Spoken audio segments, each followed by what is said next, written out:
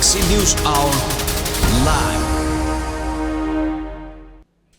सरकारले अवैध क्रसर उद्योग बन्द गर्न निर्देशन दिएपछि अहिले जिल्ला जिल्लामा क्रसरहरू धमाधम बन्द भइरहेका छन्। कतिपय जिल्लामा भए जति सबै उद्योगमा तालचा लागेको छ। तीमध्ये धेरैले मापदण्ड मिचेको पाइएको छ। कति दर्ता बिनै सञ्चालित थिए भने कति नवीकरण नगरी चलिरहेका थिए। सरकारलाई राजस्व तिर्नबाट समेत भागिरहेका यस्ता क्रसर उद्योगले पर्यावरणीय चक्रलाई समेत गम्भीर असर गरिरहेका छन्। देशभर सञ्चालित मध्ये आधाभन्दा बढी उद्योग कानुन मिचेरै चलिरहेका थिए भन्ने कुरा बन्द भएका सङ्ख्याले नै पुष्टि गर्छ। तर अहिले जो चोर उसैको ठुलो स्वर शैलीमा क्रसर व्यवसायीले सरकारमाथि दबाब बढाएका छन्। यसले पनि उनीहरूलाई कसको संरक्षण छ भन्ने सङ्केत गर्छ। क्रसर उद्योग बन्द हुँदा स्वाभाविक रूपमा निर्माण सामग्रीको उत्पादन प्रभावित हुन्छ, जसले निर्माणका काममा समेत असर गर्छ। तर अचम्म त के भने कानुन मिच्ने उद्योगीको दबाव र प्रभावमा नियम सम्बद्ध चलिरहेका उद्योग समेत बन्द गरिएका छन्। यसले कतिपय विकास निर्माणका काम ठप्प भएका छन्। सरकारले कानुन बमोजिम काम गर नभए बन्द गर भन्यो। उद्योगीहरू निर्माण कार्य प्रभावित भएको देखाउँदै सरकारलाई दबाब दिन खोजिरहेका छन्। उनीहरूको सीधा आशय नै कानुन पालना नगर्ने भन्ने देखिन्छ। पहिलो शर्त कानुनको पालना हो, तर जानकार र विज्ञहरू व्यवसायिकै सिन्डिकेटलाई नै बल पुर्याउन खोजिरहेका छन्। खासमा ऐन नियमको प्रभावकारी कार्यान्वयनमा जोड दिनुपर्ने हो। कमजोरी हो भने त्यसमा आवश्यक संशोधनको लागि सहजीकरण गर्नुपर्ने हो। निर्माणले गति लिने समयमै उद्योगलाई अप्ठ्यारो पार्ने नै सरकारको नियत हो भने त्यो झन् ठुलो अपराध हो।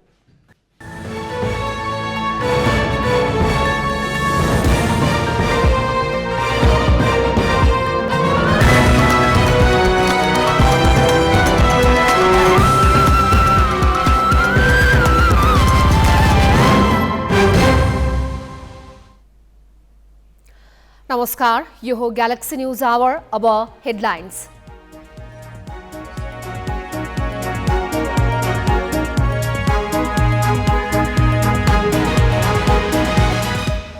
अवैध क्रसर विरुद्धको कारबाहीमा सरकारलाई झुकाउन व्यवसायको सिन्डिकेट। कानुन पालना गर्नुको सट्टा विकास निर्माण नै रोक्ने धम्की। सातै प्रदेशमा मुख्यमन्त्री चयन भए पनि अधिकांशमा सरकारले पाएनन् पूर्णता। केन्द्रका नेताहरूले नै भागबण्डा मिलाइदिने आश। बिना विभागीय मन्त्रीको लस्कर। उपसभामुखमा पनि प्रतिस्पर्धा। सत्ता गठबन्धनबाट स्वतन्त्र पार्टीकी राणा मगर र काङ्ग्रेसबाट यादव मैदानमा। सभामुख घिमिरेले पदभार सम्हालेपछि भने तटस्थ भूमिका खेल्छु। युक्रेनलाई थप सैन्य सहयोग गर्ने पश्चिमा राष्ट्रको घोषणाप्रति रुसको आपत्ति। भयानक परिणाम बेहोर्नका लागि तयार रहन चेतावनी।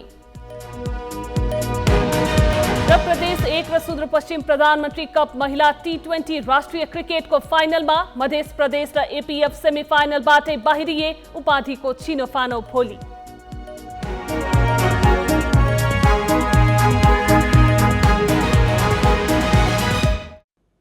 कर्णाली प्रदेशका मुख्यमन्त्री राजकुमार शर्माले शुक्रबार विश्वासको मत पाएका छन्। यससँगै केन्द्रीय सत्ता समीकरण अनुसार बनेको 6 प्रदेशका मुख्यमन्त्रीले विश्वासको मत पाएका छन्। निकै रस्साकस्सीपछि बनेको सुदूरपश्चिम सरकारका मुख्यमन्त्री राजेन्द्र सिंह रावलले भने अझै विश्वासको मत लिन आँट गरेका छैनन्। सरकार गठनमा निर्णायक जनमुक्ति पार्टीका चर्का माग गठबन्धनका लागि चुनौती बनिरहेको छ। स्वायत्त भएर पनि केन्द्रीय नेतृत्वको निगाह कुर्नु पर्दा अरू प्रदेश सरकारहरूले पनि पूर्णता पाउन सकेका छैनन्। जिम्मेवारी नतोकिँदा नियुक्त भएका केही मन्त्री पनि होटलमा बस्नुपर्ने स्थिति छ। सरोज कुमार यादव मध्य प्रदेशको मुख्यमन्त्रीमा पुस 27 गते नियुक्त भए। यादवले 2 दिनपछि 3 जना मन्त्री थप्दै शपथ लिए। तर मन्त्रीहरूको जिम्मेवारी अहिलेसम्म पनि तोकिएको छैन। माघ 4 गते विश्वासको मत लिइसक्दा पनि यादवले न सरकारलाई पूर्णता दिन सकेका छन्, न त मन्त्रीहरूको जिम्मेवारी तोक्न नै। बरु सत्तारूढ पार्टीभित्रको किचलो छरपष्ट भइरहेको छ। जनता समाजवादी पार्टीका यादव नेकपा एमाले, माओवादी केन्द्र र जनमत पार्टीको सहयोगमा मुख्यमन्त्री बनेका हुन्। तर प्याकेजमा भागबण्डा खोज्दै केन्द्रीय सरकारमा जसपा सहभागी नहुँदा मधेसको समीकरण समेत धर्मराएको छ। पावर सेयरिङमा पनि पावर बाँडफाँडमा पनि अब यो सबैलाई चाहिँ चित्त बुझाएर सबैलाई चाहिँ आफ्नो गच्छे अनुसारको आफ्नो चाहिँ शक्ति अनुसारको आफ्नो चाहिँ सिट अनुसारको शक्ति बाँडफाँड गर्नुपर्ने पनि एउटा बाध्यता पनि भयो। फेरि हरेक व्यक्तिहरूको चाहिँ नि कुर्सीमा पुग्ने अथवा महत्त्वपूर्ण सिटमा पुग्ने, महत्त्वपूर्ण मन्त्रालय लिने चाहिँ नि एउटा अभिलाषा हुन्छ, आकाङ्क्षा हुन्छ। र त्यो कारणले पनि अलिकति चाहिँ नि ढिलाइ भएको छ। बागमती प्रदेशमा माओवादी केन्द्रका शालिग्राम जम्म कटेल पुस 25 गते मुख्यमन्त्री बने भने माघ 3 गते विश्वासको मत लिए। काङ्ग्रेसको समेत विश्वास जित्न सफल भएका जम्म कटेलले आफ्नै र सत्ता सहयात्री दलबाट टिम बनाउन सकेका छैनन्।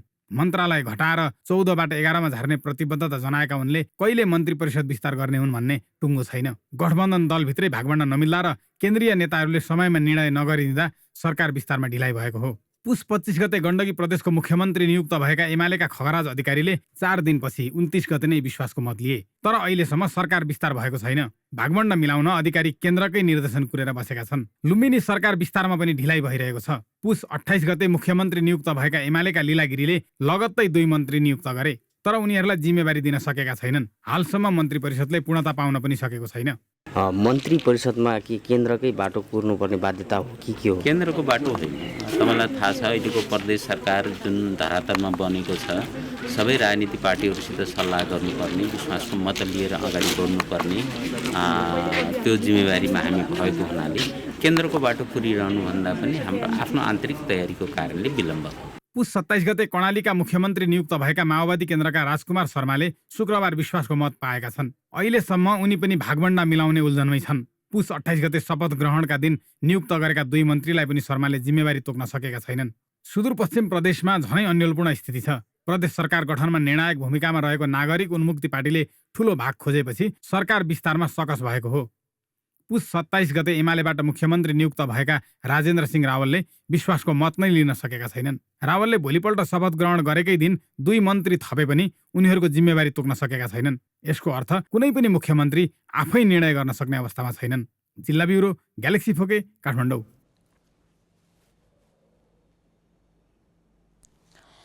यसैबीच प्रदेश 1 मा भने मन्त्रीहरूले आजै जिम्मेवारी पाएका छन्। आज बसेको मन्त्री परिषद बैठकले मन्त्री परिषद कार्य विभाजन नियमावली संशोधन गरी मन्त्रालय संख्या 4 वटा घटाएर 9 वटा कायम गरेपछि मुख्यमन्त्री हिक्मत कुमार कार्कीले मन्त्रीहरूको जिम्मेवारी तोकेका हुन्। जस अनुसार तिलकुमार मेन्याङ्बो लिम्बुले खानेपानी, सिंचाई तथा ऊर्जा मन्त्रालय र बुद्धि कुमार राजभण्डारीले सामाजिक विकास मन्त्रालय पाएका छन्। दुर्गा प्रसाद चापागाईले सडक पूर्वाधार तथा शहरी विकास र जीवनाचार्यले पर्यटन, वन तथा वातावरण मन्त्रालय पाएका छन्। राप्रपाका भक्ति सिटौलाले उद्योग, कृषि तथा सहकारी र जनता समाजवादी पार्टी जसपाकी निर्मला लिम्बुले स्वास्थ्य मन्त्रालय पाएकी छन्। आन्तरिक मामिला तथा कानून र आर्थिक मामिला तथा योजना मन्त्रालय भने मुख्यमन्त्री कार्कीले आफैसँग राखेका छन्। कार्कीले पदभार ग्रहण गरे लगत्तै बसेको मन्त्री परिषद बैठकले मन्त्रालयको संख्या घटाउने निर्णय गरेको थियो। सरकारले यातायात व्यवस्था तथा सञ्चार, उद्योग, श्रम तथा रोजगार, पर्यटन तथा संस्कृति र भूमि व्यवस्था, सहकारी तथा गरिबी निवारण मन्त्रालय खारेज गरेको छ।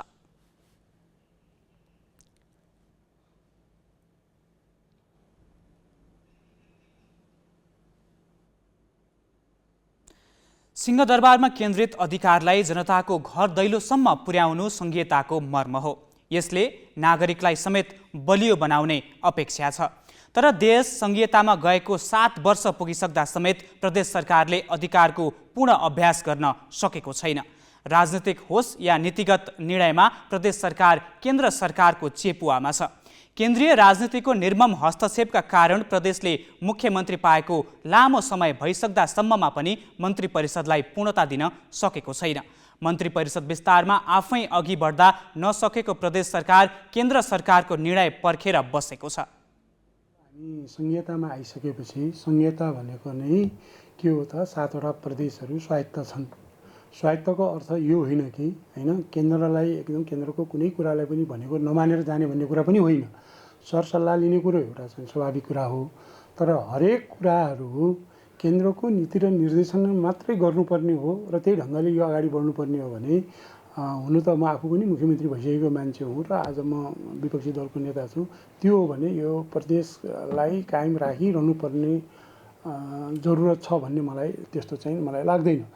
अब यो मन्त्री बनाउने कुराहरूमा त सायद बुझ्दाखेरि कसलाई बनाउने कसलाई नबनाउने भन्ने कुराहरू नै देखिन्छ होइन। बनाउने सल्लाह दिने यो गर्दा राम्रो हुन्छ भन्ने कुरा चाहिँ होला, तर चाहिँ सबै कुरा चाहिँ डिक्टेट गरेर गर्ने हो भने त प्रदेश किन चाहियो र होइन। प्रदेश चाहिन्छ भन्ने जस्तो मलाई लाग्दैन, यो हुनु हुँदैन भन्ने नै हो। के अरे प्रदेशलाई स्वायत्त ढङ्गले चाहिँ छोड्नुपर्छ। यदि नछोड्ने हो भने त हिजोको व्यवस्था छँदैछ नि त, केन्द्रीकृत राज्य प्रणाली छँदैछ, त्यही अनुसारले गर्दाखेरि झन् राम्रै हुन्छ।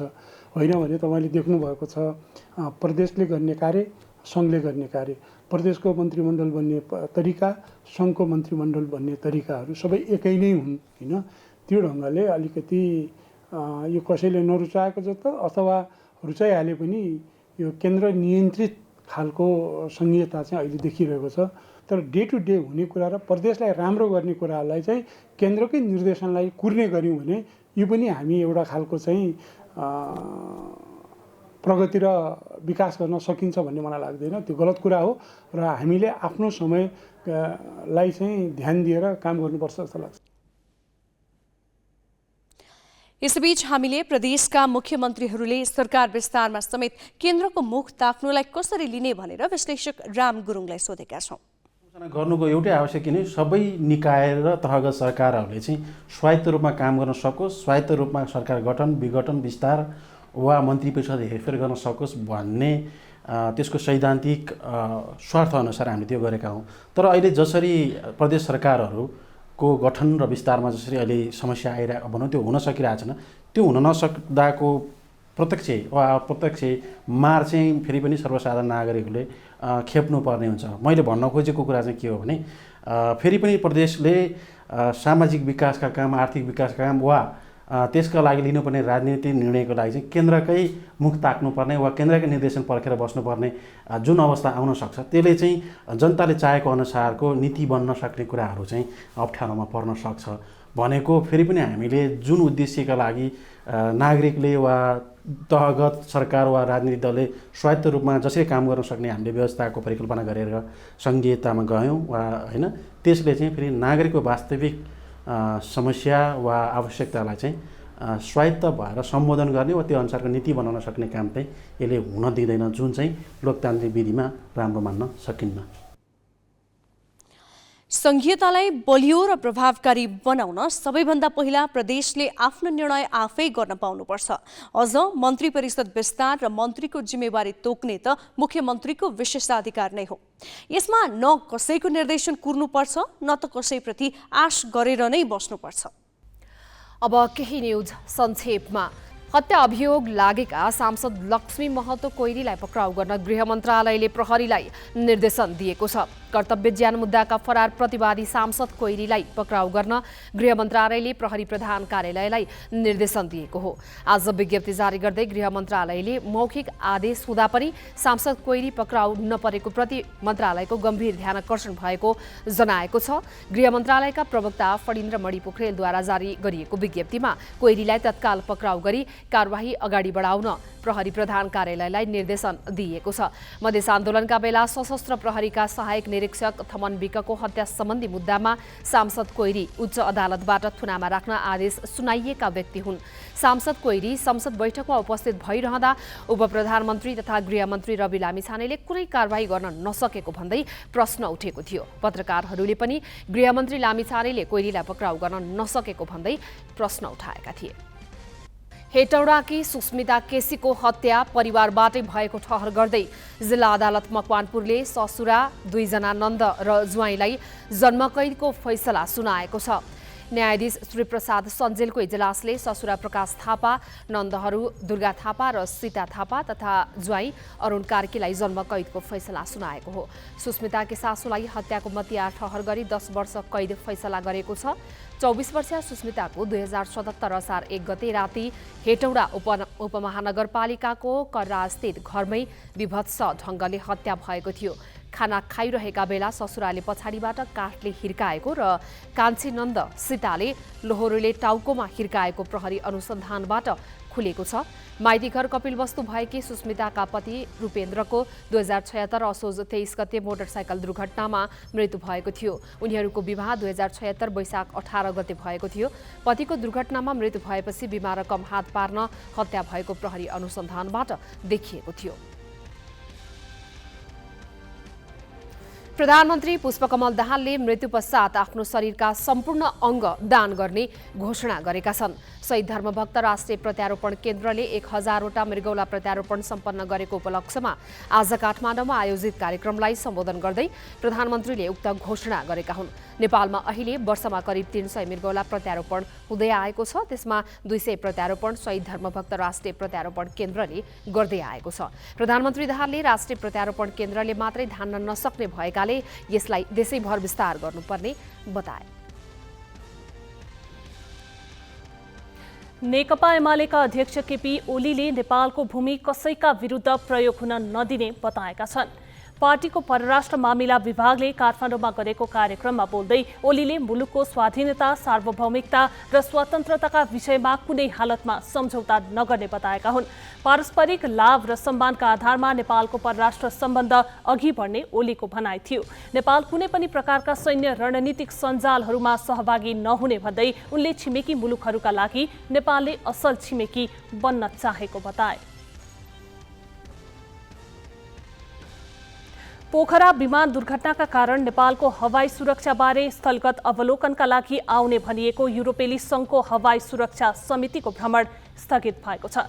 नागरिक उड्डयन प्राधिकरण र नेपालका लागि युरोपेली सङ्घकी राजदूत नोना डेप्रेजद्वारा संयुक्त रूपमा जारी विज्ञप्ति जारी गरी दुवै पक्षको सहमतिमा सुरक्षा अवस्थाको मूल्याङ्कन तत्कालका लागि स्थगित गरेको जनाइएको छ। प्राधिकरण पोखरा विमान दुर्घटनापछिको अध्ययन र व्यवस्थापनमा केन्द्रित भएकाले भ्रमण स्थगित गरिएको विज्ञप्तिमा उल्लेख छ। युरोपेली सङ्घको हवाई सुरक्षा सूचीमा रहेकाले नेपालका विमान सेवामाथि 10 वर्षदेखि प्रतिबन्ध लगाइएको छ। पर्यटन मन्त्री सुदन किराँतीले नेपाललाई थप हवाई मार्ग उपलब्ध गराउन भारतसँग आग्रह गरेका छन्। मन्त्री किराँतीले नेपालस्थित भारतीय राजदूत नवीन श्रीवास्तव मार्फत सिमराबाट नेपाल प्रवेश गर्ने हवाई मार्गमा अत्यधिक चाप भएकाले वैकल्पिक मार्ग आवश्यक रहेको बताएका हुन्। यसका लागि सहजीकरण गरिदिन किराँतीले श्रीवास्तवलाई अनुरोध गरे। जवाबमा राजदूत श्रीवास्तवले नेपालको आवश्यकताबारे आफू जानकार रहेको र हवाई मार्ग दिने विषयमा भारत सरकार सकारात्मक रहेको बताए। यसैबीच मन्त्री किराँतीले पोखरा विमान दुर्घटनाको प्रतिवेदन चाँडो ल्याउन नागरिक उड्डयन प्राधिकरणलाई निर्देशन दिएका छन्। उनले आज प्राधिकरणको निरीक्षण भ्रमणका क्रममा प्रतिवेदन छिटो दिन निर्देशन दिँदै प्रतिवेदनका सुझाव पालना गर्न आफू प्रतिबद्ध रहेको जानकारी पनि दिए। यहाँ हाकाहाकी कानुन उल्लङ्घन गर्न पाउनुपर्ने माग राखिन्छ। कानुन हातमा लिएर सरकारलाई चेतावनी दिइन्छ। अहिले अवैध क्रसर उद्योगमाथि सरकारले कडाई गरेपछि व्यवसायीहरू सरकारलाई झुकाउन सङ्गठित रूपै लागि परेका छन्। विस्तृत सोनिका अर्यालबाट। कैलालीमा उद्योग दर्ता नै नगरी वा सम्बन्धित निकायको अनुमति नै नलिई धमाधम नदीजन्य पदार्थको अवैध उत्खनन, सङ्कलन, बिक्रीको काम भइरहेको छ। गृह मन्त्रालयको पछिल्लो निर्देशनपछि अनुगमन तीव्र पारिए पनि पूर्ण रूपमा नदीजन्य पदार्थको अवैध धन्दा रोकिएको छैन। कतिपय निर्माण कम्पनीले विकास निर्माणका नाममा अवैध रूपमा सञ्चालन गरेका गिट्टी, बालुवा प्रशोधन केन्द्र चलिरहेकै छन्। कैलालीका मापदण्ड विपरीतका केही उद्योग बन्द गरिए पनि मापदण्ड पूर्ण पालनामा कडी कडाउ गर्न भने चुनौतीपूर्ण बनेको छ। रूपमा सञ्चालित क्रसर उद्योगहरू, बालुवा प्रशोधन केन्द्रहरूलाई तत्काल बन्द गर्न गृह प्रशासनले पत्राचार गरेसँगै निर्देशन दिएसँगै कैलालीमा पनि 4वटा उद्योगहरू बन्द गरिएका छन्। कैलालीमा रहेका 10वटा क्रसर उद्योग र 2वटा बालुवा प्रशोधन केन्द्रमध्ये केही 4वटा उद्योग बन्द गरिएको भनेर जिल्ला प्रशासन कार्यालयले जनाएको छ। यद्यपि कतिपय अवैध रूपमा सञ्चालित उद्योगहरू जसको अनुमति समेत छैन, ती उद्योगहरू लुकीछिपी अहिले पनि काम गरिराखेकै छन्। अवैधानिक हिसाबले चाहिँ धेरै क्रसर उद्योगहरू सञ्चालन भएका छन्। गृह मन्त्रालयको आदेश त हामीले पनि सुन्यौँ होइन, तर यहाँ चाहिँ अनुगमन पनि भयो होइन। तर अनुगमन भए पश्चात पनि अवैधानिकहरू सञ्चालन भइरहेको देखिरहेको अनुगमन गरेर बन्द गरायौँ भन्छ त जिल्ला प्रशासनले त। मनोरञ्जनको देखिँदैन हो अनि चलिरहेको छन् चलिरहेछन्। अहिले हामी कैलालीको श्रीपुर बिल्डर्समा आइपुगेका छौँ। जिल्ला प्रशासन कार्यालयले कालिका कन्स्ट्रक्सन अन्तर्गतको यो श्रीपुर बिल्डर्सलाई अवैध भनेको छ र मापदण्ड विपरीत अनुमति नै नलिकन सञ्चालित यो उद्योग अहिले बन्द गरिएको छ। घरेलु तथा साना उद्योग कार्यालय कैलालीका अनुसार कैलालीमा 10वटा क्रसर उद्योग र 2वटा बालुवा प्रशोधन उद्योग दर्ता छन् र दर्ता नै नगरिकन अनुमति नै नलिकन मापदण्ड विपरीत अवैधानिक रूपमा सञ्चालन गरेका उद्योगहरू धेरै छन्। हुन त गृह प्रशासनले कडा निर्देशन दिएको छ कि त्यस्ता उद्योग बन्द गर्नका लागि। यसपालि दबावमा छ जिल्ला प्रशासन कार्यालय पनि। 4वटा अस्ति नै बन्द भइसकेका छन्। अब अहिले केही यो विकास आयोजनासँग रिलेटेड भनेर आया छन्। त्यो बन्द गर्ने उसमा हामी थियौँ। तिनीहरूको आयोजना प्रमुखहरूसँग फेरि निर्माण विकास नै रोकिने ठप्प हुने अवस्था आउन सक्छ भन्ने कुरा आएको छ। तिनीहरूसँग मिटिङ राख्न बाँकी छ। त्यो मिटिङ राखेर के गर्ने भन्ने निकाल्न पुग्छु। अनुगमन पश्चात श्रीपुर बिल्डर्स, यसै गरी उच्चकोटी आरएससी, बेहडा बाबा प्रशोधन र गोदावरी बालुवा प्रशोधन केन्द्रलाई बन्द गराएको छ। केही महिना अघि जस्तो नदी र खोलामा नियम विपरीत मेसिन चलाउँदै ढुङ्गा र बालुवा उत्खनन गर्ने काममा केही कमी आए पनि यो पूर्ण रूपमा रोकिएको छैन। तपाईँलाई बन्द गर्न भनेको उद्योग त सञ्चालनमा छ त होइन, यो सुदूरपश्चिममा बन्द गर्न भनेको छ नि होइन? हामीले बन्द गर्न भन्नुभएको छैन। अनुगमन टोलीहरू आउनुभएको थियो। उहाँले चाहिँ सुदूरपश्चिममा 7 नम्बर प्रदेशमा सबैभन्दा चाहिँ सबै नियम सङ्गत सबै नियम पालना गरेर चाहिँ सञ्चालन गरेको उद्योग भनेको यो श्रीपुर कङ्क्रिट उद्योग रहेको छ। यसलाई चाहिँ केही कुराहरू छन् त्यो हामी तपाईँहरूलाई भन्छौँ र प्रशासनले तपाईँहरूलाई के भनेको छ? पत्राचार गरेको छ कि छैन? उहाँहरू सबै ठाउँमा चाहिँ अनुगमन गरेर जानुभयो। हामीले चाहिँ राज्यलाई दिनुपर्ने विभिन्न किसिमका चाहिँ कर ट्याक्सहरू भ्याटहरू चाहिँ हामीले चाहिँ सञ्चालन गरिरहेका छौँ। जिल्ला प्रशासन कार्यालयले अनुगमनलाई कडी कडाउ पारिएको र त्यस्ता अवैध धन्दाहरू अवैध रूपमा सञ्चालित उद्योगहरू बन्द गर्ने जनाएको छ। मापदण्ड अनुसार यो सञ्चालनमा छ त तपाईँहरूको? अब मापदण्ड अनुसार थाहा छ नि तपाईँहरूलाई जुन मापदण्ड 2077 को छ यो हाम्रो 58 सालदेखि चलेको होइन, चलिरहेको थियो। जुन मापदण्ड सरकारले त्यतिखेर तोकेको थियो त्यो मापदण्ड अनुसार हामी चलिरहेको छौँ। कसरी मापदण्ड हुन्छ? तपाईँ बस्तीको बिचमा छ यो उद्योग चाहिँ? त्यतिखेर हामी बस्दाखेरि यहाँ कुनै बस्ती थिएन, कुनै गाउँ थिएन, घरहरू थिएन, नभएको कारणले गर्दा हामी त्यतिखेर उद्योग राख्यौँ होइन, बस्ती थिएन। अहिले अब माइग्रेसन भयो, मान्छेहरू आए। जिल्लाका विभिन्न ठाउँमा अवैध रूपमा सञ्चालित उद्योगहरू, बालुवा प्रशोधनका नाममा खोलिएका उद्योगहरू चलि नै राखेका छन्। त्यतातर्फ अझै प्रभावकारी रूपमा अझै सक्रियताका साथ जिल्ला प्रशासन कार्यालयको ध्यान जान जरुरी छ। क्यामेरा पर्सन पुष्कर नेपालीका साथ हिक्मत रावल, ग्यालेक्सी फोके। गृह मन्त्रालयले अवैध क्रसर उद्योगको सञ्चालनमा रोक लगायो। मन्त्रालयको निर्देशनमा 66% क्रसर उद्योग बन्द भए। त्यसको असर विकास आयोजनामा परेको छ। नागढुङ्गा नौबिसे सुरुङ मार्गको निर्माण कार्य सोमबारदेखि रोकिएको छ। पृथ्वी राजमार्गको नौबिसे मुगलिङ सडक खण्ड, नारायणगढ बुटौलदेखि हुलाकी राजमार्ग जस्ता अधिकांश ठूला विकास आयोजना ठप्प जस्तै हुन पुगेका छन्। गिट्टी बालुवा जस्ता निर्माण सामग्री भण्डारण गर्न सम्भव नहुने भएकाले सरकारी प्रतिबन्धको सिधा असर विकास आयोजनामा परेको हो। झन्डै 1 वर्ष यता डिजेलको भाउ उच्च दरमा बढेको छ। पेट्रोलियम पदार्थबाटै निर्माण हुने अलकत्राको पनि भाउ चर्किएकै छ। बजारमा तरलता अभावले ऋण पाउन नसक्ने अवस्था छ। पहिले लिएको ऋण तिर्न पनि ब्याज दर बढेर थेगिन सक्नु छ। केही महिना अघिसम्म 80 रुपियाँ किलोमा पाइने फलामे डन्डीको भाउ 112 रुपियाँ पुगिसकेको छ। यही बेला 750 क्रसर उद्योग बन्द भएपछि देशभर निर्माण कार्य अवरुद्ध हुन पुगेको छ। हाम्रा नीति नियमले जेठदेखि असोजसम्म खोला नालाबाट नदीजन्य सामग्री उत्खनन गर्नै दिँदैन। यही कारण साउनबाटै कार्यान्वयन गर्ने भनेर जेठमै बजेट ल्याउँदा पनि सरकारले विकास आयोजनामा पर्याप्त खर्च गर्न सकिरहेको छैन। पछिल्ला 15 वर्षको तथ्याङ्क हेर्दा सुरुवाती 6 महिनामा सरकारले 12-13% हाराहारी मात्रै विकास खर्च गर्न सकेको देखिन्छ। माघपछि मात्रै विकास निर्माणका काम अघि बढ्ने गरेको पृष्ठभूमिमा यही समयमा गिट्टी बालुवाको अभावले निर्माण कार्य ठप्प हुँदा सिङ्गै अर्थतन्त्र अप्ठ्यारोमा परेको छ। केही पहाडी भूभागमा जहाँ आफ्नै क्रसर उद्योग सञ्चालन गरेर भएका आयोजनाहरू बाहेक अन्य सबै आयोजनाहरू चाहिँ बन्द हुँदैछ र अहिले 80% भन्दा बढी आयोजनाहरू चाहिँ यसबाट प्रभावित भइसकेको छ। निर्माण क्षेत्रमा समग्रमा 20 लाख निर्माण मजदुरहरू छन्। उहाँहरू सबैजना चाहिँ अब बेरोजगार भएको अवस्था छ। सरकारले विकास निर्माणमा गर्ने खर्चले अर्थतन्त्रलाई निकै चलायमान बनाउने गर्छ। निजी घरहरूकै निर्माणले पनि अर्थतन्त्रमा ठूलो मद्दत पुग्छ। औद्योगिक उत्पादन केवल सिमेन्ट, डन्डी, काठ, एल्युमिनियम जस्ता निर्माण सामग्रीमा केन्द्रित छ। यस्तो अवस्थामा निर्माणको काम रोकिँदा मुलुकको औद्योगिक अर्थतन्त्रमा सबैभन्दा ठूलो असर परिरहेको छ। यसै पनि पछिल्लो समय निर्माण कार्य सुस्ताएका थिए। त्यसमाथि क्रसरका कारण सार्वजनिक निर्माणमा अवरोध हुँदा यसले चौतर्फी असर पारिरहेको छ। अहिले अर्थतन्त्र धर्मराइरहेको अवस्था छ। मन्दीको हावा चलेकाले आर्थिक गतिविधिलाई चलायमान पार्नुपर्ने दबाव सरकार सामु छ। अनि वर्षौंसम्म अवैध रूपमा चल्ने अनि निर्माणको समयमा आएर हामीले बन्द गराइदिने अनि निर्माण सामग्री भएन भएर ठेकेदारले अब पछि भेरिएसन माग्छ। त्यो भेरिएसन दिनुपर्ने स्थितिमा हामी हुन्छौँ र को जिम्मेवार हुने थियो? त्यसो हुनाले यसलाई हामीले किस्तामा हल गर्नुपर्छ। बन्द गराउनु भन्दा पनि निश्चित समयमा तिमीहरू फर्मलाइज हौ, औपचारिक रूपमा आऊ, तिमीहरू वातावरण मूल्याङ्कन गराएको छैनौ भने गराएर आऊ भन्नुपर्छ। निर्माणको पिक समयमै उद्योगै बन्द गराइदिएपछि त धेरै चिजहरू बिग्रिन्छ। गिटी नभएपछि सिमेन्ट पनि बिग्दैन, रड पनि बिग्दैन। कतिपय व्यवसायीले अवैध क्रसर उद्योगलाई निर्वाध चल्न दिनुपर्ने दबाव बढाएका छन्। वैधानिक ढङ्गले चलेका कतिपय उद्योगले रातारात कयौं गुणा मूल्य वृद्धि गरेकाले विकास आयोजनाको लागत असाधारण रूपमा बढेको छ।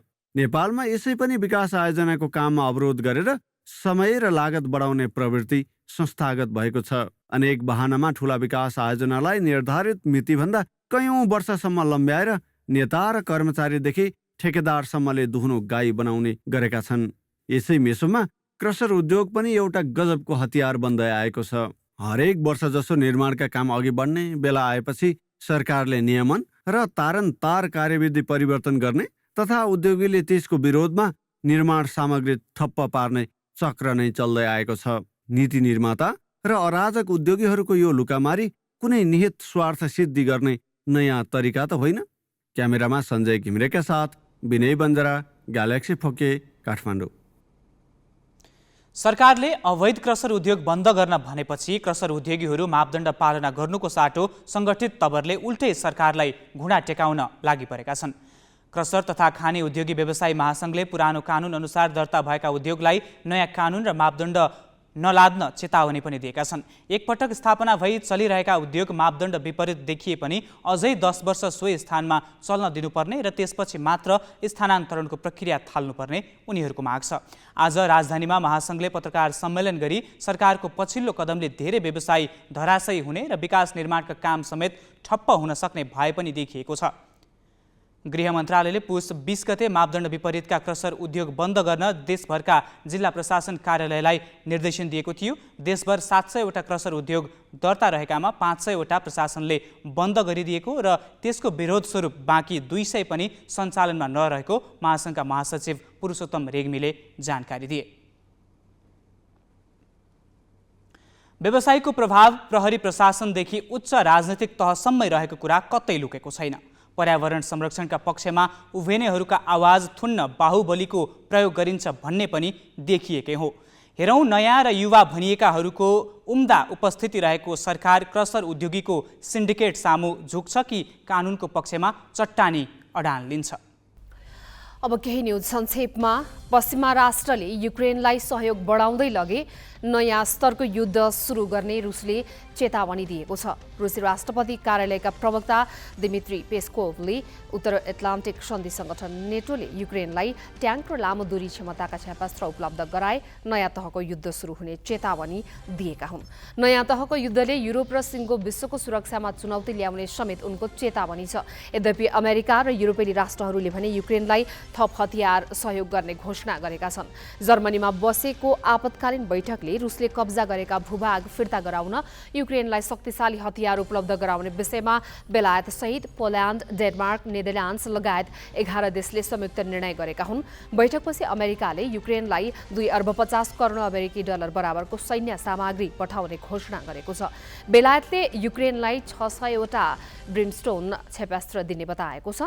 जर्मनीले पनि युक्रेनलाई ठूलो संख्यामा हतियार उपलब्ध गराउने योजना बनाएको छ। पश्चिमा देशहरूले युक्रेनलाई लेपर्ड ट्याङ्क दिन जर्मनमाथि दबाव बढाइरहेका छन्। युरोपेली देशले भने युक्रेनलाई air defence system, grenade launcher, helicopter, drone लगायतका सामग्री सहयोग गर्न लागेका छन्। सेवानिवृत्तिको उमेर हद बढाउने सरकारी कदम विरुद्ध फ्रान्समा विरोध प्रदर्शन भएको छ।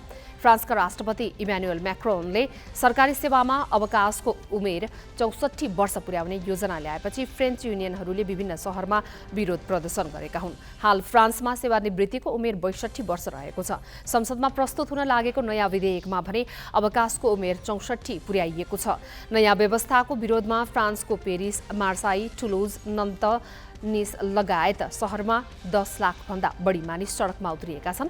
प्रदर्शनका कारण सडक यातायात अवरुद्ध भएको छ भने विद्यालय र सार्वजनिक सेवा पनि ठप्प भएको छ।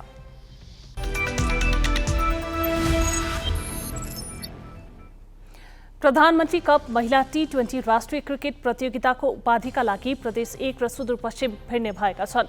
सुदूरपश्चिमले आज मध्य प्रदेशलाई 114 रनले पराजित गर्दै फाइनल प्रवेश गरेको हो। टस जितेर ब्याटिङ गरेको सुदूरपश्चिमले निर्धारित 20 ओभरमा 2 विकेट गुमाएर 180 रन जोडेको थियो। सुदूरपश्चिमका लागि ओपनर द्वय बिन्दु रावल र कविता कुँवरले 128 रनको साझेदारी गरे। कविता जोशीले 32 रन बनाइन्। 181 रनको लक्ष्य पछ्याएको मधेसले 20 ओभरमा 8 विकेट गुमाउँदै 66 रन मात्र बनाउन सक्यो। मधेसका कुनै पनि ब्याटरले सम्झन लायक प्रदर्शन गर्न सकेनन्। आजै भएको दोस्रो सेमिफाइनलमा एपीएफलाई 8 विकेटले हराउँदै प्रदेश 1 फाइनल प्रवेश गरेको हो। पहिले ब्याटिङ गरेको एपीएफले 13 ओभर 4 बलमा सबै विकेट गुमाएर 45 रन बनायो। एपीएफका लागि कप्तान सीता राणा मगरले 10 रन जोड्नु बाहेक अन्य ब्याटरले दोहोरो अङ्कमा रन बटुल्न सकेनन्। एपीएफलाई सस्तेमा समेट्न संगीता राई र अलिसा खडियाले समान 3-3 तथा सबनम राईले 2 विकेट लिए। 46 रनको झिनो लक्ष्य प्रदेश 1 ले 2 विकेटको क्षतिमा 9 ओभरमा पूरा गर्यो। अब प्रदेश 1 र सुदूरपश्चिम बीचको फाइनल खेल भोलि हुनेछ। शहीद स्मारक ए डिभिजन लीगको उद्घाटन खेलमा नवप्रवेशी खुमलटार युथ क्लब र फ्रेन्ड्स बीच प्रतिस्पर्धा हुने भएको छ। अखिल नेपाल फुटबल संघ एन्फाले आज सार्वजनिक गरेको तालिका अनुसार फागुन 19 गते सुरु हुने लीगको पहिलो खेलमा फ्रेन्ड्स र खुमलटार बीच प्रतिस्पर्धा हुनेछ। दोस्रो खेलमा नेपाल पुलिस क्लब र चर्च बोइज, तेस्रो खेलमा एपीएफ र 3 स्टार, चौथो खेलमा मनाङ मर्स्याङदी र हिमालयन शेर्पा भिड्नेछन्। त्यस्तै पाँचौं खेलमा एनआरटी र साप्तोबाटो, छैठौं खेलमा त्रिभुवन आर्मी क्लब र सङ्कटा तथा पहिलो साताको अन्तिम खेल मछिन्द्र र जावला खेल बीच हुनेछ। यसपटक लीगका दौरान रेस्ट डे नहुने लीग निर्देशक सञ्जीव मिश्रले जानकारी दिए। लीग डबल राउन्ड रोबिनका आधारमा हुनेछ। यस पटकको लीग विजेताले 75 लाख, दोस्रो हुनेले 50 लाख र तेस्रो टोलीले 25 लाख रुपियाँ पाउनेछन्। फेयर प्ले अवार्डको नगद पुरस्कार वृद्धि गर्दै 3 लाख पुर्याइएको छ। प्रत्येक खेलको विजेता क्लबले म्याच मनी बापत 50,000 रुपियाँ प्राप्त गर्नेछ भने बराबरीमा खेल सकिए दुवै क्लब बीच रकम बराबर बाँडिनेछ। मोस्ट भ्यालुएबल खेलाडीले 3 लाख, शीर्ष गोलकर्ता र सर्वोत्कृष्ट गोलकिपरले 2 लाख, इमर्जिङ प्लेयरले 1,50,000 रुपियाँ पाउनेछन्। हरेक खेलको म्यान अफ द म्याचले 10,000 रुपियाँ पाउनेछन्। नेपाली राष्ट्रिय महिला क्रिकेट टोलीकी कप्तान रुबिना छेत्रीले फेयर ब्रेक इन्भिटेसनल T20 प्रतियोगिता खेल्ने भएकी छन्। हङकङमा आयोजना हुने दोस्रो संस्करणको फेयर ब्रेकमा उनले द बर्मी आर्मीबाट खेल्ने भएकी हुन्। गत वर्ष बर्मी आर्मीबाटै खेलेकी उनलाई क्लबले रिटेन गरेको हो। गत सिजन रुबिनाले 2 खेल मात्रै खेल्ने अवसर पाएकी थिइन्। नेपाली राष्ट्रिय महिला टोलीकी अनुभवी खेलाडी सीता राणा मगरलाई भने 3 महिना अघि नै टोर्डानोस वुमेन्सले रिटेन गरेको थियो। सीता समेले टोर्डानोसले गत सिजनको फेयर ब्रेकको उपाधि जितेको थियो। नयाँ सिजन आगामी अप्रिल 3 देखि 16 तारिकसम्म चल्नेछ। अब बाँकी प्रसङ्ग विष्णु ढुङ्गानाबाट। प्रतिनिधि सभाको उपसभामुख पदका लागि 2 जनाको उम्मेदवारी परेको छ। सत्ता गठबन्धनका तर्फबाट राष्ट्रिय स्वतन्त्र पार्टीकी इन्दिरा राणा मगर र नेपाली काङ्ग्रेसको तर्फबाट मुक्ता कुमारी यादवले उम्मेदवारी दर्ता गराएका हुन्। राणा मगरको प्रस्तावकमा स्वतन्त्र पार्टीकी सोभिता गौतम र समर्थकमा एमालेका कृष्णगोपाल श्रेष्ठ, माओवादीकी नारायणी शर्मा र राप्रपाका राजेन्द्र लिङ्गदेन छन्। यादवको प्रस्तावकमा काङ्ग्रेसका बद्री पाण्डे र समर्थकमा लोसपाका सर्वेन्द्रनाथ शुक्ला तथा नेकपा यसका मेटमणि चौधरी छन्। उम्मेदवारी दर्तापछि दुवै उम्मेदवारले आफ्नो जितको दावी गरेका छन्। सडकमा कराइराख्ने, सडकमा आवाज उठाइराख्ने मान्छे, भुइँ मान्छे, आज मलाई यो जुन निर्णायक ठाउँमा चाहिँ मैले एउटा सबैको सहमतिबाट, सर्वसहमतिबाट, मेरो पार्टीबाट पनि र मेरा विभिन्न हाम्रा गठबन्धनका पार्टीहरूबाट जुन माया प्रेम पाएँ र यो स्थान पाएँ, मैले चाहिँ आम जनतालाई भलो हुने, देशलाई भलो हुने निर्णायक भूमिकाहरू मैले खेल्नेछु भन्ने मेरो आशा है। हमारे जैसे उपसभामुख के उम्मीदवारी है, हम जैसे काल खाना वोटिंग होते हम श्योर जैसे उपसभापति के लागी जैसे हम सक्षम छी, एकदम जैसे एक मधेश कम्युनिटी के छी, ते दुआरे हमरा जैसे एहिठाम हमरा समर्थन भेटते और दोसरो सब दल से जैसे हमरा समर्थन भेटते, हम काल खाना उपसभामुख में जैसे हम निर्वाचित होबै। मेरो एकदमै निष्पक्ष भूमिका रहन्छ, सबै अब गर्नुपर्ने त्यहाँ उपसभामुख एउटा न्यूट्रल हुन्छ नि, न्यूट्रल रहेर म आफ्नो भूमिका निर्वाह गर्छु। नवनिर्वाचित सभामुख देवराज घिमिरेले पद तथा गोपनीयताको शपथ पछि पदभार सम्हालेका छन्। सिंहदरबार स्थित संघीय संसद सचिवालय स्थित आफ्नो कार्यकक्षमा पुगेर उनले पदभार ग्रहण गरेका हुन्। पदभार ग्रहण गर्दै सभामुख घिमिरेले नवनिर्वाचित सांसदहरूको लागि संसदीय अभ्यास र प्रक्रिया सम्बन्धी अन्तर्क्रिया गर्ने पहिलो निर्णय गरेका छन्। उनले प्रतिनिधि सभालाई व्यवस्थित र मर्यादित बनाउन प्रयत्न गर्ने प्रतिबद्धता जनाएका छन्। उनले आजै शीतल निवासमा राष्ट्रपति विद्यादेवी भण्डारी पद तथा गोपनीयताको शपथ लिएका थिए। बिहिबार सभामुखमा निर्वाचित घिमिरेले भोलि बस्ने प्रतिनिधि सभाको बैठक सञ्चालन गर्नेछन्। उनले पदभार ग्रहण गरे लगत्तै ग्यालेक्सी राजनीतिक संवाददाता सृजना घिमिरेले उनका प्राथमिकता र योजनाबारे कुराकानी गरेकी छन्। सभामुखमा निर्वाचित हुनुभएको छ, बहुमतभन्दा पनि धेरै दलका सांसदहरूको समर्थनमा मतमा, आगामी दिनमा यहाँको भूमिका कस्तो रहन्छ? सिद्धान्त त नै के हो भनेदेखि सभाले छानेपछि सबैको सभामुख भएपछि सबैको प्रतिनिधित्व गर्ने। जहाँसम्म मेरो आफ्नो दल पार्टीको कुरा छ, त्यो पार्टीका जिम्मेदारीहरूबाट मुक्त रहेर मलाई पार्टीले यही क्षेत्रमा काम गर्न पठाएपछि त्यहाँ मुक्त भइसकेपछि म व्यवहार त पनि के भने आफ्नो पार्टी मात्रै नभएर स्वतन्त्र भएपछि सबैलाई मिलाउने भन्ने कुरा एउटा व्यक्तिले मिलाउने होइन। राजनीतिक पार्टीहरूका विचारहरू, सोचहरू, व्यक्तिका सोचहरू, मान्यज्यूका सोचहरू भन्नाले जनताका प्रतिनिधिका सोचहरूलाई एउटा ठाउँमा ल्याएर त्यसको निकास के हो भन्ने दिने कुरामा मैले खेल्ने भूमिका निष्पक्षताका साथ, सक्रियताका साथ, बिना पूर्वाग्रह मैले भूमिका खेल्नुपर्छ र त्यो खेल्छु भन्ने एउटा दृढता छ। विगतमा चाहिँ अन्य सभामुखहरूको हकमा चाहिँ दल परित्याग गरे पनि, दलको सदस्यता त्यागे पनि तटस्थ हुन्छु भने पनि कुनै कुनै विषयहरू यस्ता हुन्छन् जति बेला त्यो दलतिर ढल्केको देखिने गरेको धेरै नजिरहरू छन् हामी कहाँ। त्यसमा चाहिँ यहाँ कति प्रभावित हुनुहुन्छ? त्यसतर्फ नढल्किने गरी यहाँको भूमिका निर्वाह गर्न यहाँ सक्नुहुन्छ कि सक्नुहुन्छ? होइन, विगतबाट हामीले शिक्षा जरुर लिनुपर्छ, राम्रा कुराहरूलाई विकास गरेर आत्मसात गरेर जानुपर्छ। विगतले के अरे यो बेठिक थियो भन्ने कुरा देखाएका छन् भने ती कुराहरूबाट शिक्षा लिएर त्यस्ता दोहोरिन दिनु हुँदैन। यहाँको प्राथमिकता र जोड केमा हुनेछ? मेरो प्राथमिकता जनताको प्रतिनिधि संस्था, सर्वोच्च संस्था, विधायिका संस्था जो हाम्रो सङ्घीय सांसद जुन छ त्यसलाई प्रभावकारी पार्ने कुराहरू के गर्दा हुनसक्छ नेपालको कन्टेक्स्टमा। अब कतिपय ठाउँमा त्यहाँको कन्टेक्स्टमा कसरी गरेको छ, त्यसको परम्परा कसरी आएको छ, परम्पराका के छ त्यसको कुराहरू होला।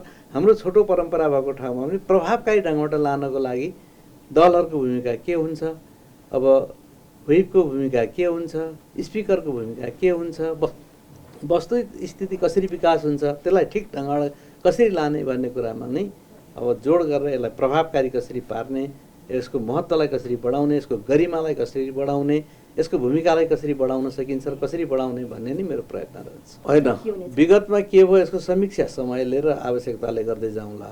तर मैले अघि पनि भने विगतमा भएका राम्रा कुराहरूलाई विकास गरेर जाने, विगतमा भएका गलत कुरा अथवा किन बेठिक लागेका कुराहरूलाई हामीले हटाउँदै जाने, यही परम्परा र परिपाटीबाट जानुपर्छ। त्यसो गर्दा समस्याहरू समाधान हुँदै जान्छन् भन्ने मेरो मान्यता। विधेयकहरू ल्याउने कुरामा चाहिँ विशेष गरी सरकारले ल्याउन चाहँदा मात्रै विधेयकहरू आउने, अन्तिम समयमा आउने, वर्षौँ छलफल गरेर पनि फेरि विधेयक शून्यमा झर्ने खालका परिपाटीले निकै महत्त्वपूर्ण अनि संवेदनशील विधेयकहरू विगतमा शून्यमा पुगे। 5औं वर्षको कार्यकालमा पनि स्टार्टदेखि छलफल भएर पनि अन्तिम समयमा गएर फेरि शून्यमा झरेका छन्, जस्तै नागरिकता लगायतका विधेयकहरू। अब त्यस सम्बन्धमा चाहिँ सरकार सँगसँगै सभामुख कसरी अगाडि बढ्नुहुन्छ? यसमा त राजनीतिक पार्टीहरूको सोच, विचार, भूमिका सबभन्दा बढी प्रभावकारी हुन्छ। राजनीतिक पार्टी, राजनीतिक नेताहरूले गर्नुपर्ने कामहरूको बारेमा कसरी जान्ने भन्ने कुरामा नै उहाँहरूको भूमिकालाई प्रभावकारी पार्न ध्यान दिनुपर्छ भन्ने मलाई लाग्छ। कमजोर भिजिबिलिटीका कारण आज बिहान त्रिभुवन अन्तर्राष्ट्रिय विमानस्थलमा कुनै उडान तथा अवतरण हुन सकेन। त्रिभुवन विमानस्थलको विकल्पका रूपमा भैरहवामा गौतम बुद्ध र पोखरामा क्षेत्रीय अन्तर्राष्ट्रिय विमानस्थल हालसालैबाट सञ्चालनमा छन्।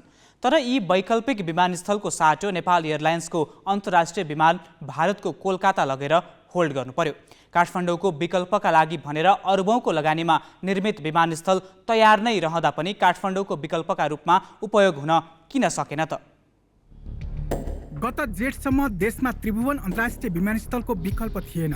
2079 जेठ 2 गते गौतम बुद्ध अन्तर्राष्ट्रिय विमानस्थल र पुष 17 गते पोखरा क्षेत्रीय अन्तर्राष्ट्रिय विमानस्थल सञ्चालनमा आए।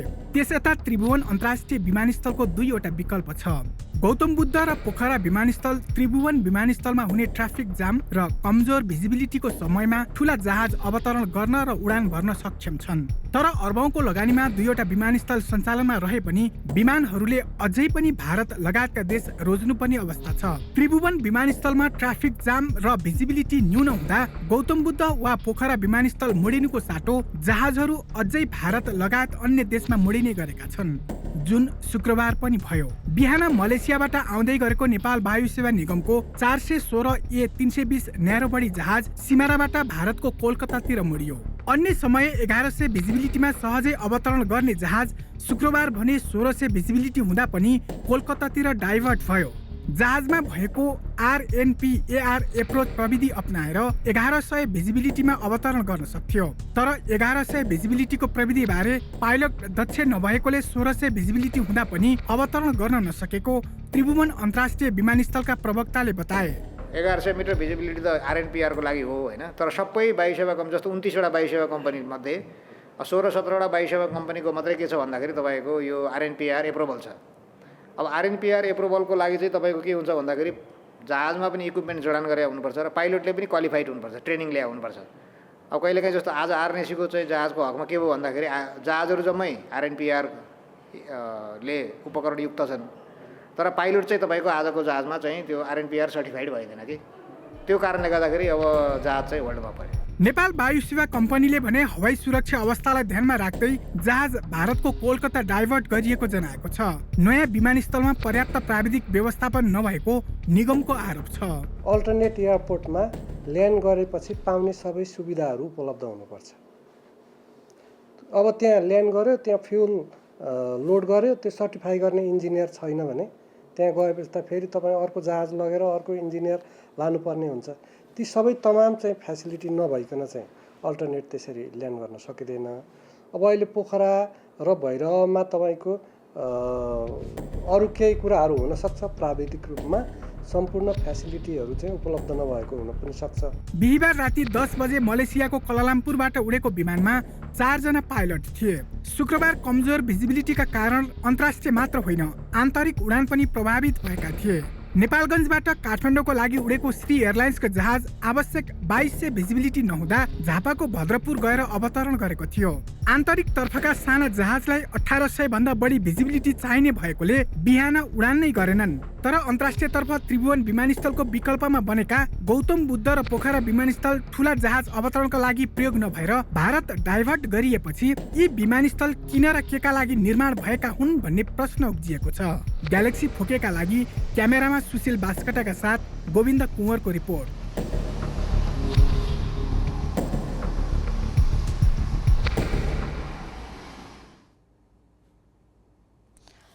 चिसो बढेपछि दोलखाको पर्यटकीय क्षेत्र रोलवालिङका स्थानीयवासी न्यानो खोज्दै आसपासका क्षेत्र र सदरमुकाम चरीकोट झरेका छन्। गौरीशंकर गाउँपालिकाको रोलवालिङ क्षेत्रमा पर्ने ना र बेदिङ गाउँका बासिन्दा जाडो छल्न अन्यत्र झर्न थालेका हुन्। चिसोमा पर्यटकको आगमन न्यून हुँदा होटल र होमस्टे पनि बन्द भएका छन्। ना गाउँ 4200 मिटर उचाइमा पर्छ। बेदिङ भने 3800 मिटर उचाइमा रहेको गाउँ हो। चिसो बढ्न साथ नामा रहेका 30 घर परिवार बेदिङ झर्छन्। तर चिसो अझै बढ्यो भने बेदिङमा समेत बस्न सक्ने अवस्था रहँदैन। बेदिङका बासिन्दा समेत चिसो छल्न सदरमुकाम चरीकोट र काठमाडौँसम्म आइपुग्छन्। बेदिङमा अत्यावश्यक कामका र चौरी चराउने मात्र भेटिन्छन्। यस सिजनमा पर्यटक पनि आउँदैनन्। पर्यटकीय पेसा व्यवसायमा संलग्न पनि यही मौका पारेर घुम्न निस्कन्छन्। होटल गर्नेहरू अहिले चाहिँ कोही बाहिर अनि कोही घुम्न कोही आफ्नो यो अफ सिजनमा पढ्ने ट्रेनिङ लिने त्यस्तो गरिरहनु भएको छ। बेदिङलाई सगरमाथा आरोहीको गाउँको रूपमा चिनिन्छ। यहाँका पुरुष पर्यटकीय सिजनमा सगरमाथा क्षेत्रमा ट्रेकिङमा जान्छन्। महिलाले होटल सम्हालेर बस्छन्। चिसोले बेदिङमा रहेका विद्यालय समेत 2 महिना बन्द हुन्छ। 1 हप्ताभन्दा अलि बढी भयो स्कुल बन्द भएको। जाडोको मौसममा अलिकति पढाउन कठिन हुने भएकोले अहिले चाहिँ अब 2 महिनाको लागि स्कुल बन्द छ भनेको बिदा छ। 2 महिना हिउँदे बिदा छ। रोलवालिङ क्षेत्रमा सबैभन्दा ठूलो हिमताल छेरोल्पा, दुधकुण्ड भ्रमण र साना टाकुराको आरोहण आन्तरिक र बाह्य पर्यटकको रोजाइमा पर्छ। सिजनमा यही मार्ग हुँदै टासीलाप्चा पास भएर सगरमाथा क्षेत्र जाने पर्यटक पनि प्रशस्तै भेटिन्छन्। हिमाल आरोहणको तालिमका लागि पनि यो क्षेत्र पर्यटक माझ प्रख्यात छ। यहाँ अब दुधकुण्ड चोरोल्पा हिँड्ने, अब कोही पिक चढ्न आउने, कोही यहाँबाट टासीलाप्चा गर्ने, त्यस्तो खालको पर्यटकहरू बढी आउँछ। रोलवालिङ क्षेत्र जान बिगु गाउँपालिका छेतछेतेसम्म सवारी साधन प्रयोग गर्न सकिन्छ। त्यसपछि पैदल हिँड्नुपर्छ। केही साहसिक पर्यटक भने चिसो मौसममा समेत यहाँ आउँछन्। ग्यालेक्सी फोकेका लागि दोलखाबाट दिलबहादुर केसीको रिपोर्ट। 17 वर्षको उमेरमा लेबर पार्टीबाट राजनीतिक यात्रा सुरु गरेकी न्युजिल्यान्डकी प्रधानमन्त्री जसिन्टा आर्डर्नले बिहिबारबाट देशलाई मसँग दिन सक्ने ऊर्जा बाँकी छैन भन्दै राजीनामा दिइन्। 42 वर्षकै उमेरमा आर्डनको राजनीतिबाट टाढा हुने निर्णयले संसारको ध्यान त्यसै गरी तान्यो जसरी उनी 37 वर्षकै उमेरमा न्युजिल्यान्डको प्रधानमन्त्री हुँदा तानेको थियो। उनको अप्रत्याशित घोषणाले लौरो टेकेर पनि पद र शक्तिमा रहिरहने विश्व राजनीतिमा मौलाउँदो प्रवृत्तिलाई नराम्ररी झापड हानेको छ। विश्वकै कान्छी प्रधानमन्त्रीको रूपमा 5.5 वर्ष न्युजिल्यान्डमा जिम्मेवारी सम्हालेकी जसिन्डा आर्डनले बिहिबार एकाएक राजीनामा घोषणा गरिन्। उनको राजीनामाले मात्र होइन, त्यस क्रममा दिएको अभिव्यक्तिले त झन् विश्व राजनीतिमा नै एक खालको तरङ्ग ल्याइदियो। राजीनामा घोषणा गर्दै आर्डनले दिएको अभिव्यक्ति थियो, अब मसँग देशलाई दिन ऊर्जा बाँकी छैन। प्रधानमन्त्री जस्तो शक्तिशाली पदका लागि जस्तो सुकै सम्झौता गर्न तयार प्रवृत्तिलाई उनको राजीनामाले ठूलो व्यङ्ग्य गरेको छ। 37 वर्षको उमेरमा सत्ता सम्हालेकी आर्डन राजीनामा दिइरहँदा जम्मा 42 वर्ष मात्र थिइन् र पनि उनले देशको नेतृत्वमा आफूभन्दा सक्षम नेता चयन हुने विश्वास व्यक्त गरिन्। उनले लेबर पार्टीमा आबद्धता जनाएको पहिलो दिन 1997मा संसदमा भएको छलफलमा कुनै पनि नेतृत्वमा रहेकी महिलाले या त बच्चा हुर्काउन सक्छन् या पदीय दायित्व मात्रै पूरा गर्न सक्छन् भन्ने बहस सुनेकी थिइन्। उनले प्रधानमन्त्रीको जिम्मेवारी 5.5 वर्ष रहँदा आमा र प्रधानमन्त्री दुवैको भूमिकामा कुनै कमी आउन दिइनन्। प्रधानमन्त्रीको जिम्मेवारी सम्हालिरहँदा पनि उनले छोरीको लागि जन्मदिनको केक बनाउनेदेखि लिएर डाइपर फेरे लगत्तै संसद बैठकमा उपस्थित हुन भ्याइन्। उनी जिम्मेवारीमा रहँदा न्युजिल्यान्डमा क्राइस्ट चर्चमा आतंककारी हमला भयो, व्हाइट आइल्यान्ड ज्वालामुखी विस्फोट भयो र विश्वव्यापी कोरोना महामारीको सामना गर्नु पर्यो। उनकै कार्यकालमा न्युजिल्यान्ड विश्वकै पहिलो कोभिड मुक्त देश मध्ये दर्ज भयो र विश्वव्यापी प्रशंसा बटुल्यो। तर नेतृत्वको यात्रा सधैँ सरल, सहज र सर्वस्वीकार्य हुँदैन। उनको पनि भएन। उनलाई पनि सीमा नाका बन्द गरेर परिवारका सदस्य भेट्न नदिएको आरोप लाग्यो। केहीले उनको सामाजिक र जातीय न्यायमा समर्थन गर्ने जागृत नीतिको खिल्ली उडाए। राजीनामा दिएको दोस्रो दिन शुक्रबार उनले लामो समयपछि मिठो र गहिरो निन्द्रा सुतेको बताइन्। उनको यो अभिव्यक्तिले उनलाई शारीरिक मानसिक थकानबाट राहत मिलेको संकेत गर्छ। उनले भनेकी छिन्, म मानव हुँ, एक राजनीतिज्ञ पनि मानव हो। अब मैले देशको होइन, आफू र आफ्नो छोरीलाई समय दिने बेला आएको महसुस गरेकी छु। केही समय बिदामा बस्दा उनले यो कुरा मनन गरेर निर्णय गरेको पनि खुलाएकी छन्। ग्रामीण परिवेशमा हुर्किएर वाइकेटो विश्वविद्यालयबाट उच्च शिक्षा पूरा गरेकी आर्डन 1980मा ह्यामिल्टन सहरमा जन्मिएकी हुन्। उनको बुबा पुलिस अफिसर थिए र उनको आमा एक विद्यालयमा भान्सेको काम गर्थिन्।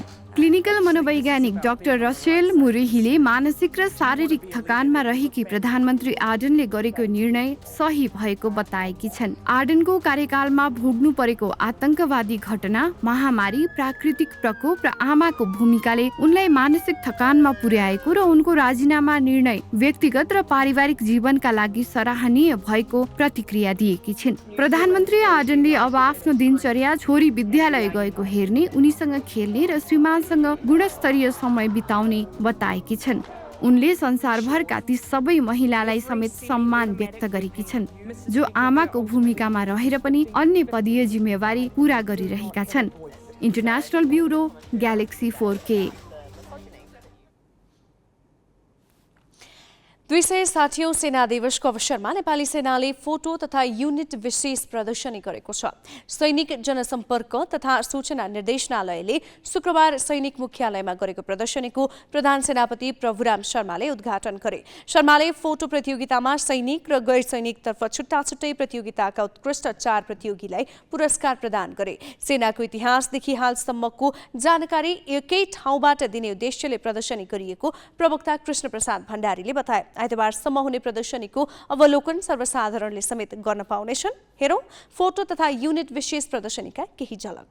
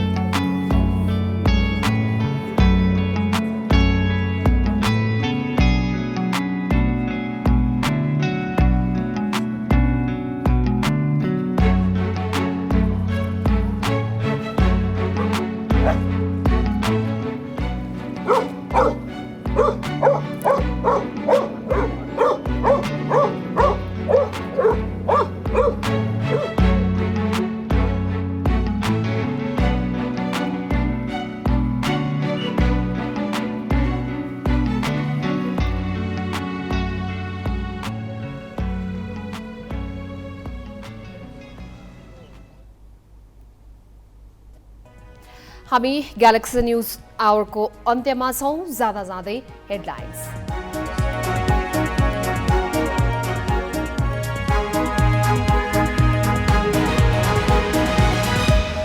अवैध क्रसर विरुद्धको कारबाहीमा सरकारलाई झुकाउन व्यवसायको सिन्डिकेट, कानून पालना गर्नुको सट्टा विकास निर्माण नै रोक्ने धम्की। सातै प्रदेशमा मुख्यमन्त्री चयन भए पनि अधिकांशमा सरकारले पाएनन् पूर्णता। केन्द्रका नेताहरूले नै भागबण्डा मिलाइदिने आश, बिना विभागीय मन्त्रीको लस्कर। उपसभामुखमा पनि प्रतिस्पर्धा, सत्ता गठबन्धनबाट स्वतन्त्र पार्टीकी राणा मगर र काङ्ग्रेसबाट यादव मैदानमा। सभामुख घिमिरेले पदभार सम्हालेपछि भने तटस्थ भूमिका खेल्छु। युक्रेनलाई थप सैन्य सहयोग गर्ने पश्चिमा राष्ट्रको घोषणाप्रति रुसको आपत्ति, भयानक परिणाम बेहोर्नका लागि तयार रहन चेतावनी। र प्रदेश 1 र सुदूरपश्चिम प्रधानमन्त्री कप महिला T20 राष्ट्रिय क्रिकेटको फाइनलमा मध्य प्रदेश र एपीएफ सेमिफाइनलबाटै बाहिरिए। उपाधिको छिनोफानो भोलि।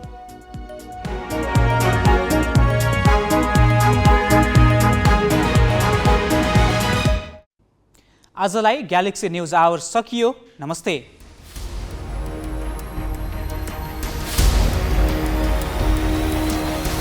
This is Galaxy News Hour Live.